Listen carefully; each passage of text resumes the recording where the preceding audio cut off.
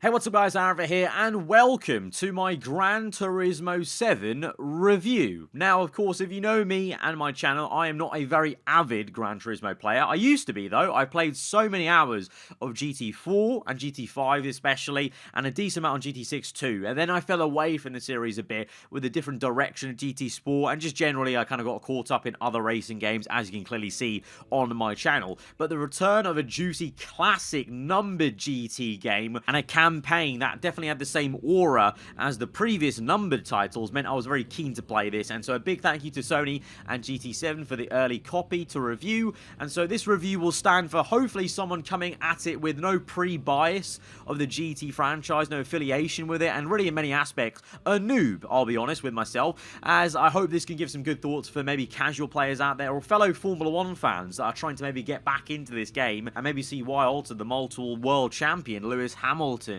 is a big advocate and affiliate with this game. So starting off with my very first impressions and the general visuals and sounds, you know, the kind of very basic things that most people are going to pick up on, and it is such a polished game. The quality that you can expect really from a Gran Turismo game. I was a bit skeptical of how good this game would look and feel in my own setup, because that's always been an issue I feel in modern times with gaming sometimes, with the trailers versus actual in your hands, in your home. But literally the game you will play is going to be the game that you saw on the trailers. It really does look and run, more importantly, that smoothly. I opted for the higher frame rate without ray tracing, but to be honest, I was still blown away by the visuals. And it was all in 60 FPS, which was just so buttery smooth and never skipped a beat on the PS5. So that was, I was very blown away by just how good it was, but maybe I shouldn't have been, because obviously that's the kind of quality that everyone assumes you're going to get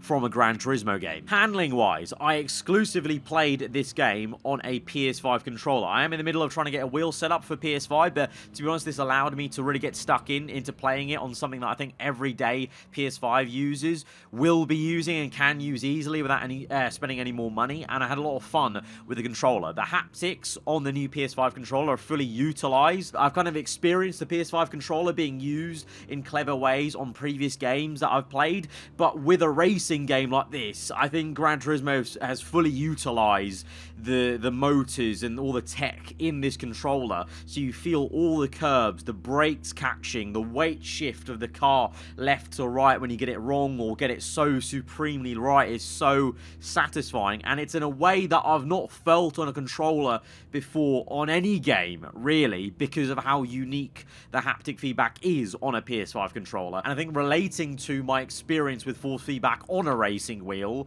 I think although you're not getting the movement of a wheel in your hand left to right, you still get a great experience just holding the controller statically and getting that feedback that's going to connect to what you're seeing with your eyes to try and intuitively drive and move the joystick accordingly. AI and difficulty. I thought AI were very well balanced. Some races, as with all racing games, I think the player is going to be better or worse at some circuits due to bias. You know, for example, myself, if I go to an F1 circuit that the Formula 1 calendar has, of course I'm going to be better at that track than other tracks that I've not been to. So in that sense, some races the AI felt a bit easy, but then some the AI were a good challenge and were actually difficult to beat. So I think overall that balanced out to a nice level experience. I think they can defend really well at times, and others give you a hard time of actually really pushing you to find that really perfect racing line or trying to find that better break point. So you might find yourself replaying races or challenges to try and improve and better yourself. And someone who's not used to GT games, I wasn't thrown off by how the AI were acting, for example. But I can see that the progression curve, as someone who's not used to GT games, may be too hard to judge in terms of knowing what settings you'd be taking off in terms of assist and going through the three main novice, standard, and then hard settings for the AI. That might be something hard to gauge for players, but because I think Gran Turismo has that usual driving school license area where you go through the licenses and you go through some of those basics and try and improve yourself to try and get those goal times, which of course is still as addictively annoying to try and get as it was on previous titles. I think maybe hopefully with that in hand, a player can progress quite nicer compared to what you're just met with the menus. The campaign of GT7 is like an old school GT game. There's a real familiarity about it, like with GT6 and the previous numbered titles. I think there's quite a heavy push on car collection, clearly, with the cafe and menus, but as someone who's mostly focused on F1 and not actual normal race cars or road cars, I actually found the scenes and the whole cafe area quite interesting, and, you know, they try to obviously, and it does exactly what GT sets out to do, is try to immerse you in car culture, even if you're not familiar with it, and that's the thing. It was very inviting. It wasn't kind of dismissive if you didn't know about it, because it was setting out to teach you about it and kind of try to educate you on that entire world. So I think there's something to be said with having maybe perhaps more inviting immersion when it comes to the races, though, and the championships, because of course it's not a career mode, it's not a story mode, it's just a campaign of taking you through the world of GT7. So I'm not expecting anything like that, but I think also there could have been more linking between the different races you were doing. There is linking in terms of the cafe. There's a character that you keep going back to with the cafe, but perhaps there could have been some more genuine story linking between championships. But at the same time, like I said, that's not maybe what GT set out to do. They're trying to kind of immerse you just in a learning experience of car culture and the world of cars, which they do very well, and it's that same feeling from previous numbered titles like GT7, 5, and 6. Tracks and cars wise, I feel like there could have been more of them. I think if you look at face value, there's maybe not as many compared to as other racing titles, but of course, I'm sure you'll see in the future there'll be updates, and with the way the campaign is set out, spreading you across different things, you don't really realize maybe that the selection's not as large as other games. But the thing is, what they do have is unreal detail. Like, that attention to detail and the visual fidelity of every car, every track is so good that you can maybe accept the fact that there are maybe not as many of them, because they do the things they have so damn well. With the weather, the lighting, and the feel of the controller, all the tracks feel so satisfying to drive, and the cars themselves, I mean, you're going to be drooling over some of them in terms of trying to eventually get them in the game, and that's another thing. Obviously, you can't just go out there and buy them easily. You have to progress properly, so they're going to make you work for it, and that's going to feel so much better once you get those cars. Customization, this is something that I feel GT has always done very well, especially with GT Sport, and it's been brought forward to GT7. There's an amazing editor. Again, I'm not too skilled with it enough yet, but I can see why there are so many great designs out there on this game. Body customization and tuning in the game were really easy to get my head around and dive into, so as a novice to this stuff with F1, with it not being really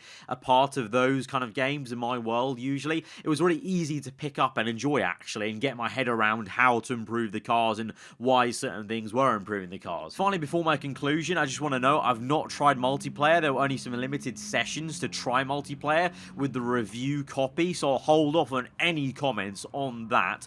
But from what I've seen, the progression's moving from GT Sport to GT7, so older players, I think there's a sense of maybe you'll be rewarded for having played GT Sport before, and I think it allows a space for new novice players to get stuck in with other fellow novice races maybe, and then obviously if the multiplayer is just as solid as it was in GT Sport, I think players are going to enjoy that aspect of the game as well. So in conclusion, I'm going to be giving this game a 9 out of 10. I think for people who are new or maybe older GT7 players that didn't play much of GT Sport like myself, this is a great game to return to with the GT franchise. I think long term, I'm sure the hardcore players will find a lot of playability for this for years to come, and for people like myself who are trying to get back into it, I think the campaign seems to be a really juicy, chunky thing to get your teeth into and try and pull you in for maybe longer term play as we go on through the game cycle. This is definitely a true AAA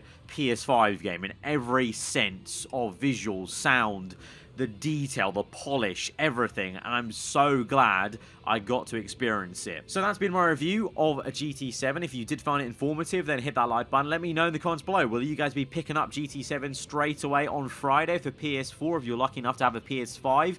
And if you are new around here, then do get subscribed for more GT7 content, because from tomorrow, I'll be able to post my proper, first time playing it, let's play style, career mode style gameplay with that. So tune in for that, get subbed, and that's coming out tomorrow. But till then, guys, hope you enjoy the rest of your day. Goodbye.